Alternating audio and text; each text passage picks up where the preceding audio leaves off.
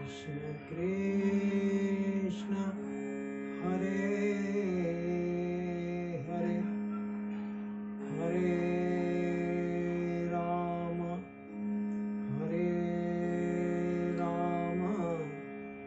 राम राम हरे हरे राम राम हरे हरे। जय श्री राधे, जय श्री कृष्ण। भागवत कथा में हमने समझा कि भक्ति हो ज्ञान और वैराग्य के सहित, ऐसी भक्ति गुरु कृपा से ही प्राप्त होती है। भागवत में कथा में प्रसंग आता है, सुखदेव जी महाराज जन्म होते ही और चल दिए वन की तरफ। इतना वैराग्य सुखदेव जी महाराज में कि वो नग्न अवस्था में ही वन की ओर चल दिए। उन्हें अपने शरीर का कोई भान ही नहीं है, इतना उन्हें भगवान से प्रेम है। इससे एक बात का पता लगता है कि जब हमें वास्तव में भगवान से प्रेम होता है तो हमें शरीर का भान नहीं रहता, अर्थात शरीर को, संसार को हम भूल जाते हैं। प्रेम चाहे जिससे भी हो, प्रेम होने पर हमें केवल प्रेमी का ही ध्यान रहता है। हम प्रेमी को ही देखना चाहते हैं, और वही प्रेम यदि भगवान से हो जाए तो जीवन मुक्त कराने वाला, भगवत कृपा की प्राप्ति कराने वाला हो जाता है। वही प्रेम सुखदेव जी महाराज का भगवान से है, इसीलिए उन्हें शरीर का कोई भान ही नहीं। आरंभ में ही ये प्रसंग आता है। बड़ी समझने की बात है कि क्या अर्थ है। वास्तव में यदि हम देखें, जब तक हमें इस बात का ज्ञान नहीं होता कि केवल मेरे भगवान ही मेरे हैं, भगवान ही मेरे अपने हैं, और संसार में कुछ भी मेरा नहीं है, ये शरीर भी मेरा नहीं है, तो जब हमें इस बात का ज्ञान होता है कि संसार में मेरा कुछ भी अपना नहीं है और सब नाशवान है, ये शरीर भी नाशवान है और वो छूट जाने वाला है, जब इस बात का गहराई से ज्ञान कि मेरा कुछ नहीं, मेरे तो केवल भगवान है, तो जब हमें गहराई से इस बात का ज्ञान हो जाएगा तो हम उसे प्राप्त ही क्यों करना चाहेंगे।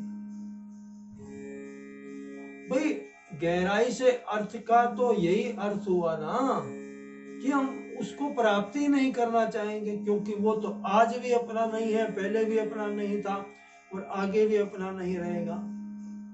यही ज्ञान सुखदेव जी महाराज को है। क्यों? क्योंकि उनका मन भगवान से जुड़ा हुआ है, अर्थात माया से बंधा हुआ नहीं है। और हमारा मन जब माया से बंधा रहता है तब हमें सारा संसार, सारी इसकी वस्तुएं अपनी लगती हैं। ये भी मेरा है, ये भी मेरा है, ये भी मेरा हो जाए, मेरे पास इतना और हो जाए, इतना और हो जाए, और हम भगवान को भूल जाते हैं, भगवान से प्रेम नहीं करते। इसी कारण हम संसार में बंध जाते हैं।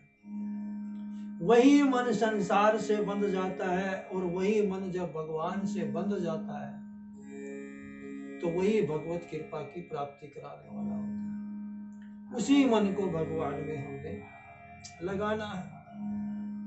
तो अर्थ ये हुआ, जीवन के जिस अक्षण में, जिस समय हमें इस बात का बोध हो कि मेरा संसार में कुछ नहीं, ये वस्तुएं, ये धन, ये मेरा कुछ भी नहीं है, जब अपना कुछ रहा ही नहीं, शरीर भी अपना नहीं रहा, तो इसीलिए यहाँ पर सुखदेव जी महाराज की नग्न अवस्था का परिचय दिया गया है। अर्थात मेरा कुछ रहा ही नहीं, मेरे वस्त्र तो कहाँ रहे जब ये मेरा शरीर भी नहीं रहा।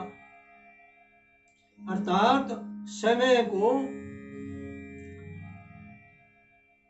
जानना, आत्म तत्व की जागृति, क्योंकि शरीर भी एक वस्त्र ही तो है, लेकिन हम आत्मा है और आत्मा परमात्मा का अंश है। तो जब इस बात का बोध हुआ तो फिर वस्त्र की आवश्यकता रही कहाँ, अर्थात वस्त्रों को भी भूल गए। जो भगत भगवान के प्रेमी होते हैं उन्हें इस बात का बोध ही नहीं होता कि उन्होंने कैसे वस्त्र पहन रखे हैं, कैसे नहीं पहन रखे, अच्छे हैं, मैले हैं।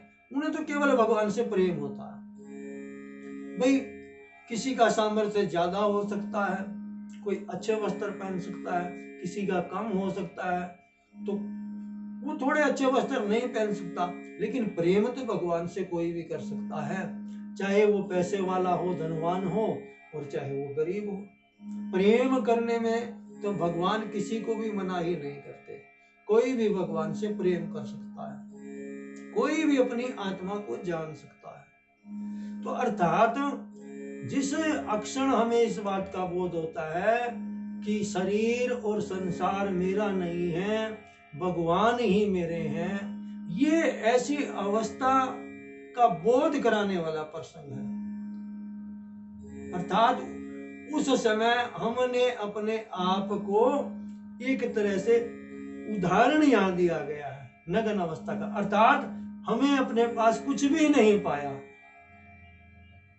हम जैसे थे वैसे रह गए।